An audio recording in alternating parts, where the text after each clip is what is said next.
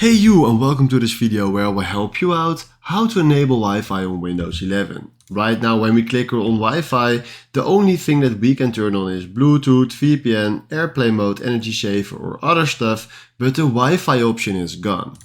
What you need to do is go to search and search for Device Manager and then click here on Device Manager. Then after this we go to Network Adapters and then search for the network adapter with this icon right here.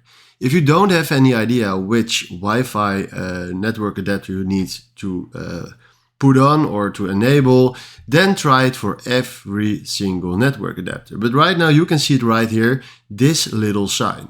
If I now do right mouse click and I click here on Enable Device, he will reload my device manager, and now if he go right in the bottom, you see that we are using Wi-Fi.